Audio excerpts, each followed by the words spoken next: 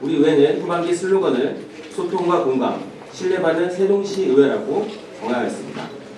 이는 신뢰받는 의회가 되기 위해 언제나 시민을 중심으로 경청과 소통, 공감의 의정활동이 이어가겠다는 의미이며 시민의 뜻이 조례 위반, 정책 등으로 현실화할 수 있도록 모든 의회 구성원이 노력해 나가자는 뜻입니다.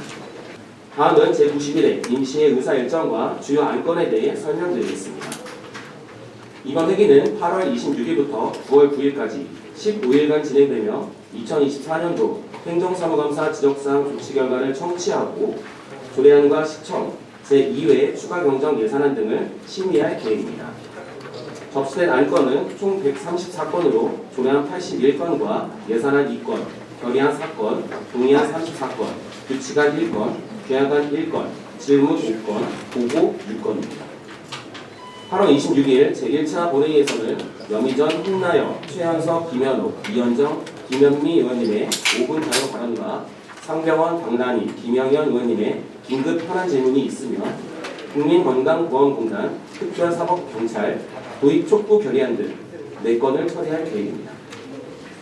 9월 9일 제2차 본회의에서는 김동빈, 유인호, 최현석, 이순열, 김충식, 김영현 의원님의 5분 자유 발언과 김재영, 김현옥 의원님의 긴급 현안 질문이 있으며 조례안과 2024년도 세종특별자치시 제2회 추가경정 예산안 및 기금운용 계획 변경안 등을 처리할 예정입니다. 우리 의회는 이번 제91회 임시회가 시민들의 기대와 바람에 부응하는 회기로 거듭날 수 있도록 기대된 안건을 면밀히 살펴보고 심도 있게 논의하여 시민들의 삶에 필요한 정책이 추진될 수 있도록 노력하겠다는 말씀을 드리겠습니다. 이유를 불문하고 시민들에게 불편을 끼쳤다는 점에서 의회 총책임자로서 의장으로서 굉장히 송구하고 죄송하다는 말씀드리고요. 저희가 8월 7, 8, 9 이렇게 2박 3일 동안 의정연수를 다녀왔는데요. 역량 강화를 위한 의정연수였는데 좀 본의 아니게 또 저녁 시간 동안에 식사하면서 또 음주를 하다 보니까 좀 여러 가지로 시민들께 불편한 점을 끼쳐드렸던 점이 있었습니다. 그래서 이런 부분들 앞으로는 좀 의장으로서 면밀히 살피고 다시는 이런 일이 일어나지 않도록 잘 면밀히 살펴보겠다는 말씀드리고 향후에는 이 의정 연수를 좀 더 다양한 방법으로 좀 시도를 해봐야겠다 생각이 좀 들거든요. 꼭 굳이 이렇게 외부로 나가서 2박 3일 동안 가서 이렇게 의정 연수를 하는 것도 좋겠지만 관내에서 할 수 있는 부분도 있고 아니면 유능하신 강사분들을 우리 의회로 초빙을 해서 진행하는 부분도 있을 것이고요.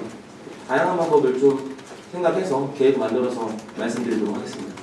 여러 논의가 필요하겠지만 그렇게 생각을 좀 해봤습니다. 왜냐면은 이렇게 또 외부로 멀리 강원도나 뭐 남해나 제주도 가서 이렇게 연습을 하다 보면은 마음이 또 해이해질 수도 있고 이런 부분들이 있어서 관내에서 할 수 있는 부분들도 많이 있고 또 유능하시거나 아니면은 굉장히 인플루언서나 아니면 유명하신 그런 강사분들 좀 초빙할 수도 있는 부분들이 있기 때문에 그런 부분들 다양한 각도에서 좀 바라보고 의원님들과 논의해서 그렇게 내년에는 좀 진행하도록 하겠습니다.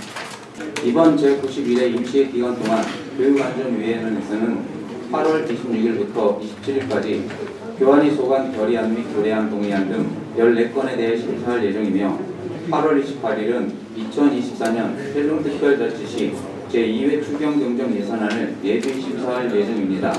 끝으로 8월 29일부터 9월 3일까지 2024년 행정사무감사 지적사항에 대한 조치 현황을 청취할 예정입니다. 2024년도 세종특별자치시 제2회 추경경정 예산안 예비심사는 시민안전실 후방본부에 관한 것으로 시민안전실의 경우 기정예산 164억 9,432만원 대비 4억 9,340만원이 증가한 169억 9,878만원 규모로 추가 경정 예산액을 편성 지출하였습니다. 주요 사업 편성 내용은 폭염 피해 저감 사업에 3억 9천만원, 노후 민방위 사이링비 교체 사업에 약 7,500만원을 증액 편성하였습니다. 소방본부는 기정예산 681억 1,552만원 대비 13억 5,367만원이 증가한 694억 6,919만 원 규모로 추가 경정 예산안을 편성 제출하였습니다. 주요 편성 내용은 금난 119 지역대 이전 및 신축 사업에 약 7억 6천만 원, 인건비 6억 7천만 원, 소방 차량 통합보험 가입비 1억 원을 증액 편성하였으며 소방 장비와 개인 보호 장비 구매에 따른 낙찰 차익에 따른 집행 잔액 약 1억 9천만 원을 감액 편성 제출하였습니다. 이번 예비 심사에는 올해 말까지 예산을 집행하는 데 이상이 없는지 다시 한번 살펴보고 꼭 필요한 사업의 예산 편성인지 중점적으로 심사하겠습니다. 교육과 안전은 우리 모두의 기본적인 권리로 이를 보장하고 유지하는 것 또한 우리 역할임을 절실히 느끼고 있습니다. 각각의 현안을 해결하기 위해 일회성 대책을 강구하는 것이 아닌 신뢰와 연대를 기반으로 시민분들과 소통하며 현장을 가장 우선시하는 의정활동을 이어가겠습니다. 제91회 임시회 예산결산 특별위원회 운영 일정은 8월 26일에 개의하는 제91회 임시회 기간 중 9월 4일부터 5일까지 이틀 동안 2024년 세종시 제2회 추가 경정 예산안 기금운용 계획 변경안에 대해 심사를 실시합니다. 2024년도 제2회 추가 경정 예산안은 555억 원 규모이며 일반 회계에서 기정예산 대비 370억 원이 증액되었고 특별회계는 기정예산 대비 185억 원이 증액되었습니다. 기금 운용계획 변경안은 통합재정 안정화 기금에서 144억이 증액되었고 남북교류협력기금은 지출계획 변경에 따라 금액 변동 없이 제출되었습니다. 대내적인 경제 여건으로 갈수록 지방재정이 어려워지고 있는 상황에서 이번 2회 추경안은 이응패스, 국제정원도시 박람회, 비축제 등 대규모 현안 사업이 편성되어 제출되었습니다. 사업이 일단 착수되면 되돌리기 어려운 측면이 있는 만큼 사업의 실효성, 타당성, 필요성 등을 고려하여 세밀하게 살펴보겠습니다. 또한 제출된 사업들이 시민의 실질적인 복지와 생활 안정화에 기여하는지, 지역경제 활성화를 위한 필수 사업이 반영되었는지, 장기적인 관점에서 지속 가능한 재정 운행이 가능한지를 꼼꼼히 심사하겠습니다. 경제 상황이 어려운 만큼 소중한 세금이 시민들에게 실질적인 혜택을 주고 시민의 삶의 질 향상을 위한 지속 가능한 발전에 쓰일 수 있도록 최선을 다하겠습니다. 앞으로 제4대 후반기 운영위원회는 시민과 함께하는 열린 의회로서 작은 목소리도 경청하며 공정하고 합리적인 조직으로 거듭나도록 최선을 다하겠다는 말씀을 드리며 운영위원회 소관 사항 브리핑을 시작하겠습니다. 우리 위원회는 오늘 8월 26일부터 9월 9일까지의 임시기간 중 의회 사무처 소관 2024년도 행정사무감사 지적사항에 대한 조치 결과를 청취하고 2024년도 제2회 추가 경정 예산안을 심사할 계획입니다. 또한 조례안 4건과 결의안 1건 등 총 10건을 처리할 예정입니다. 다음은 2024년도 제2회 추가 경정 예산안에 대해 말씀드리겠습니다. 의회 운영위원회 소관 24년도 제2회 추가 경정 예산안은 기정액 106억 7,434만원에서 9,098만 5천원을 증액한 총 107억 6,532만 8천원을 편성 제출되었습니다. 주요 증가 항목으로는 지난 89회 정례회에서 의결된 세종특별자치시 의회 의원 의정활동비 등 지급에 관한 조례에 따라 의정비 1억 2천만 원을 지급하였고 중증장애의원의 사직으로 인한 활동보조인력 인건비 약 2,600만 원을 감액하였습니다. 자세한 사항은 배포해드린 자료를 참조해 주시기 바랍니다. 이번 임시회에 제출된 예산에 대해서 산출 근거의 정확성과 편성의 필요성 등을 항목별로 면밀히 살펴 효율적인 예산 편성이 될 수 있도록 노력하겠습니다. 그럼 지금부터 행정복지위원회 소관 브리핑을 시작하도록 하겠습니다. 먼저 제91회 임시회 의정활동 계획에 대해 말씀드리겠습니다. 우리 위원회는 8월 26일부터 9월 9일까지 조례안과 동의안, 2024년도 제2회 추경안 및 기금 운용 계획 변경안 등 총 58건의 안건 처리와 함께 2024년도 행정사무감사 지적사항에 대한 조치 결과 보고를 청취할 예정입니다. 행복의 세부 의사 일정을 말씀드리면 8월 26일과 27일에는 조례안 39건, 동의안 14건 등 총 56건의 안건 심의가 이루어질 예정이고 8월 28일과 29일에는 2024년도 제2회 추가 경정 예산안과 기금 운용 계획 변경안에 대해 심의할 계획입니다. 끝으로 9월 2일과 3일은 지난 제89회 정례회 때 실시한 2024년 행정사무감사 지적사항에 대한 조치 결과를 집행부로부터 보고받고 이러한 조치들이 시민의 복리 증진 및 시정 발전에 실질적으로 기여할 수 있도록 종합적으로 점검하겠습니다. 본 의원이 대표 발의하는 세종특별자치시 지역 언론 발전 지원 조례 같은 경우는요, 지역 언론의 건전한 발전 기반 조정에 필요한 사항을 좀 규정함으로써 시민의 알 권리 충족과 여론의 다원화 그리고 지역 언론의 지역성, 다양성을 구현하기 위해서 좀 제정하였습니다. 더불어 참언론위원회만 관련돼서 이 조례를 제정한 것은 아니고요. 저는 어찌됐건 간에 지역 언론들이 좀 객관적인 근거를 가지고 사실에 입각한 보도를 좀 해주셨으면 하는 부탁 말씀드리겠습니다. 그리고 그러기 위해서 많은 노력을 하고 계신다는 걸 알기 때문에 저희들이 함께 지역 언론 육성과 지원 차원에서 본 조례를 좀 제정을 했고요. 앞으로도 지역 언론들과 좀 고민해서 더 많은 발전 방안들 그리고 교육 방안을 좀 찾으려고 한다고 얘기를 해줬으면 좋겠습니다. 저도 오늘 이 브리핑하기 전에 이 조례에 대해서 제일 많은 관심을 가져주실 거라고 생각했습니다. 더불어 이제 말씀하셨던 것처럼 타 지역에서도 조례들이 있었었지만 분명히 시행착오는 겪었습니다. 그리고 관행적인 부분도 있었다는 것도 잘 알고 있습니다.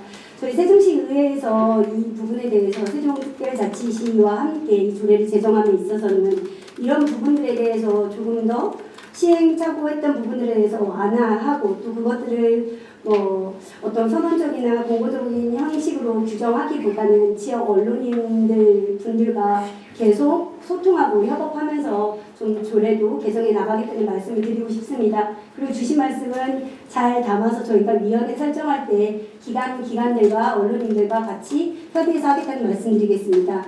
저희 이번에 미래인재정책연구원이라고 해서 설립을 좀 하고자 시장 발의건이 조례안으로 좀 올라온 게 있습니다. 사실은 잘 아시겠지만 대전 세종연구원으로서 세종연구원이 분리되어야 한다는 것은 어떤 분이라도 다 함께 같은 생각이실 거라 생각하고 있습니다. 다만 저희도 굉장히 많은 고민을 하고 있는데요. 행정안전부에서는 유사한 기능을 가진 공공기관을 통합해서 중복 기능에 따라서 행정 낭비와 비효율성을 좀 제거하여야 한다.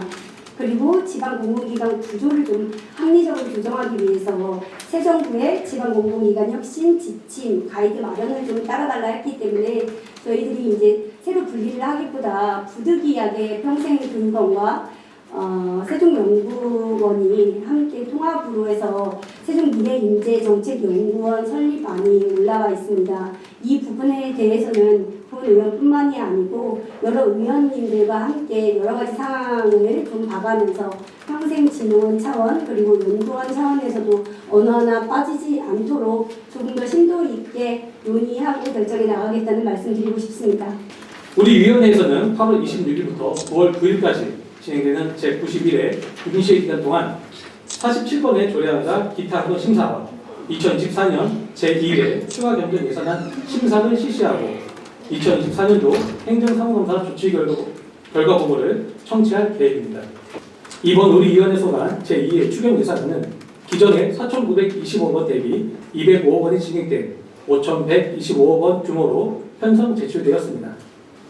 우리 산업건설위원회에서는 긴축재정 기조 속에서 시민의 소중한 예산이 불효불급한 곳에 쓰이고 있는지, 시민 삶과 직결된 사업 예산이 감액되지는 않았는지 등을 면밀하게 살펴보도록 하겠습니다. 전기차 화재 사고 관련돼서는 저도 5분만 원을 한번 실시한 적이 있어서 그에 대한 안전대책 수립이 필요하다라고 이제 언급을 했었습니다. 그래서 오늘 제가 아침에 또 기사를 이제 내용을 살펴보다 보니까 우리 시에서는 그 전기차 화재 사고 대비를 통해서 지상으로 전기차 충전소를 이동하겠다라는 저 기사를 보고 과연 이 기사를 우리 세종시 현안에 맞는 이게 대책 방안인지 저도 좀 의심스러웠거든요.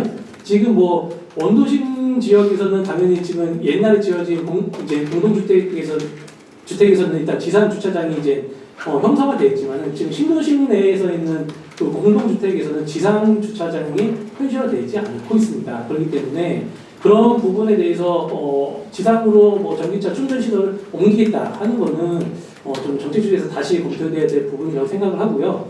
또 이거에 대해서 또 제가 또 얘기했던 부분은 이제 지하 주차장에만 이제 설치될 수 없는 이런 환경 속에서 전기차 화재가 발생했을 때 이거에 대한 기구적으로 대처할 수 있는 방안이 무엇이냐.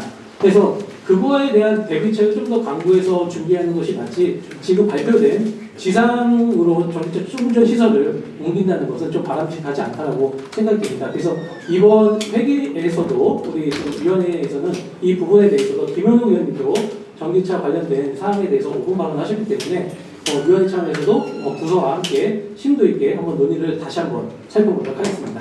일단 크린에 관련돼 가지고 현재 지금 많은 문제점을 갖고 있고요. 그래서 지금 기존의 생활권 형성이 된 곳에는 일단 관로가 하나다 보니까 그런 문제점이 좀 더 크게 대두되는 것 같습니다. 그리고 현재 지금 조성되고 있는 5생활권, 6생활권에서는 이제 관로가 이제 두 군데로 구분되다 보니까 기존의 문제점에 들어가는 것보다 조금 보완이 되지 않을까 싶은 생각이 들고요. 그리고 현재 우리 시에서는 지금 지금 우리 그 크린에서 통한 이제 그런 어떤 쓰레기가 폐기물 관련돼 가지고 지금 집화장에서 이제 적치장으로 이동하는 것과 또 적치장에서 또 고형 연료로 이제 전하는 과정에 있어서 그 비효율적이다보다 이게 비효율적인 부분이 있다 보니까 그 부분을 이제 제외하고 적치장에서 바로 소각하는 일련의 과정을 지금 전환되고 있는 중입니다. 그래서 그거에 관련된 이제 동의안을 이번 회기에서 심사할 예정이고요. 그걸 심사하는 과정 속에서 크린에서 좀 더 보완할 수 있는 방안에 대해서 좀 살펴보도록 하겠습니다.